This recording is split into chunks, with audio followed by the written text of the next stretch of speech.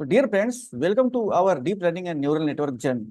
आज हम लोग मॉड्यूल 2 शुरू कर रहे हैं, जिसमें हम लोग कॉमन एक्टिवेशन फंक्शन को और ज्यादा डिटेल में समझेंगे, उनके बारे में जानने की कोशिश करेंगे। तो सबसे पहले हम बात करते हैं बाइनरी स्टेप फंक्शन की। तो चलिए इसको शुरू करते हैं। बाइनरी स्टेप फंक्शन सबसे सिंपल एक्टिवेशन फंक्शन होता है। अब ये करता क्या है? ये फंक्शन एक थ्रेशोल्ड के बेसिस पर डिसाइड करता है कि न्यूरॉन एक्टिवेट होगा या नहीं। जैसा मैंने आपको पिछले लेक्चर में बताया था, एक्टिवेशन फंक्शन डिसाइड करता है कि कौन सा न्यूरॉन एक्टिव होगा और कौन सा न्यूरॉन एक्टिव होगा। ठीक है, यही हमारा न्यूरॉन का आउटपुट डिसाइड करता है। तो एक्टिवेशन फंक्शन काफी इंपॉर्टेंट है डीप लर्निंग के अंतर्गत, न्यूरल नेटवर्क के अंदर, नेटवर्क लेयर के अंतर्गत। ठीक है, तो इमेजिन करो कि एक सिंपल फंक्शन है जो ये चेक करता है कि इनपुट पॉजिटिव है या निगेटिव। तो एक सिंपल फंक्शन है जिसका काम सिर्फ ये चेक करना है कि इनपुट अपना पॉजिटिव है या इनपुट अपना निगेटिव है। अगर पॉजिटिव है तो यह क्या करता है? तो यह एक आउटपुट देता है, यानी 1। ठीक है, और अगर इनपुट निगेटिव है तो यह 0 आउटपुट देता है। इसका मैथमेटिकल रिप्रेजेंटेशन कुछ इस तरीके से करेंगे। F x is equal to 1 if x is greater than और equal to 0, and f x is equal to 0 if x is less than 0। F x की वैल्यू 1 है अगर हमारा एक्स की वैल्यू ग्रेटर देन और इक्वल टू 0 है तो, लेकिन वहीं पे एफ एक्स की वैल्यू 0 है अगर हमारी एक्स की वैल्यू निगेटिव है तो। यानी सभी पॉजिटिव के लिए हमारा एफ एक्स का आउटपुट है 1 है, और सभी निगेटिव के लिए हमारा एफ एक्स का आउटपुट 0 है। इस बात को ही दिखाने के लिए इस फंक्शन का प्रयोग किया गया है। तो इस बात को देख करके आपको ये समझ में आ रहा होगा कि ये बाइनरी डिसीजन के लिए यूज होता होगा। तो ये बिल्कुल सही बात है। ये binary step function mostly binary classification problem में यूज किया जाता है।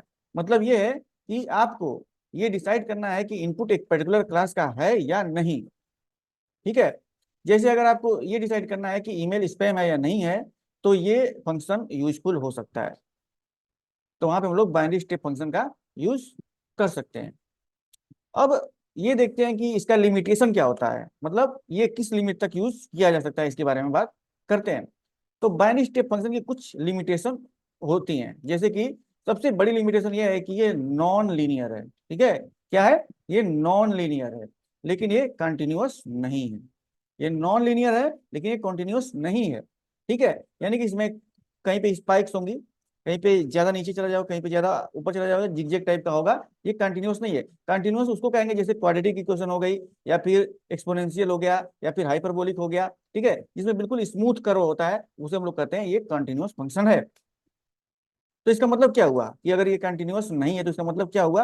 मतलब ये हुआ कि स्मॉल चेंज इन इनपुट बहुत ड्रास्टिक चेंज ला सकता है आउटपुट में। ठीक है, अगर फंक्शन कंटिन्यूअस नहीं है तो उसका मतलब ये होता है कि थोड़ा सा इनपुट में चेंज करने पे आउटपुट में बहुत ज्यादा परिवर्तन हो सकता है।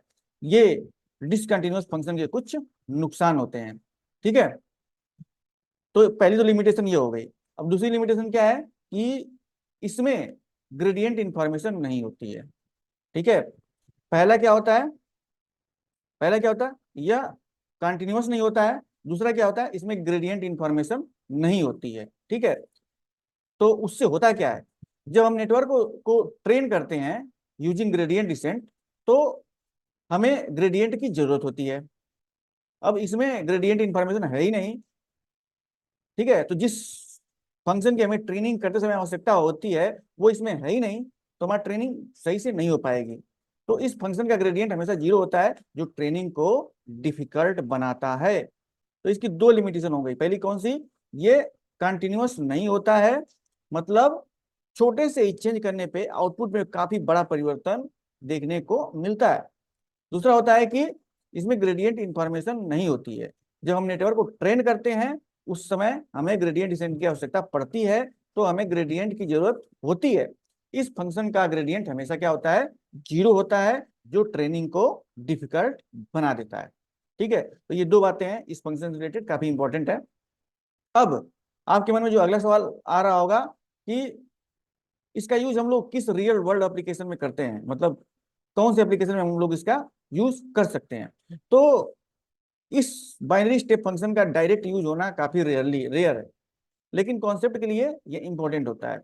जनरली हम मोर एडवांस फंक्शन का यूज करते हैं जो कि ग्रेडियंट प्रोवाइड कर सकते हैं और ट्रेनिंग को आसान बना सकते हैं। जिस तरीके से एआई आसान है, आपकी स्टडी को आसान बना सकता है, उसी तरीके से हम लोगों को हमेशा मशीन लर्निंग के अंदर, डीप लर्निंग के अंतर्गत ऐसे फंक्शन का यूज करना होता है, ऐसे डेटा पॉइंट का यूज करना होता है जो हमारे ट्रेनिंग को आसान बनाते हो।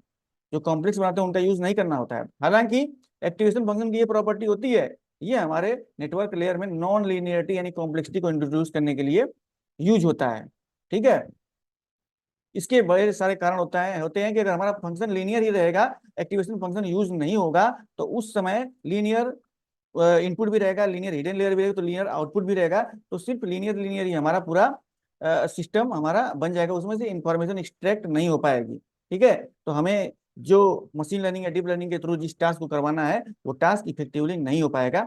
इसीलिए हम लोग एक्टिवेशन फंक्शन का यूज करते हैं to introduce nonlinearity into our neural network और नेटवर्क लेयर। इसके अलावा अगर आपके पास और कोई क्वेश्चन है तो आप बेशक हमें बता सकते हैं, उस क्वेश्चन का हम लोग जवाब आपको तुरंत प्रेषित कर देंगे, तुरंत आपको बता देंगे। तो अब ये जो था बाइनरी स्टेप फंक्शन, अब अगले लेक्चर में हम लोग क्या देखेंगे, सिग्मॉइड फंक्शन के बारे में बात करेंगे, उसका फार्मूला और ग्राफ समझेंगे और उसकी डिटेल के बारे में डिस्कशन भी करेंगे। Then student, see you soon in the next lecture with the next exciting topic. Till then, keep exploring and keep learning machine learning and deep learning.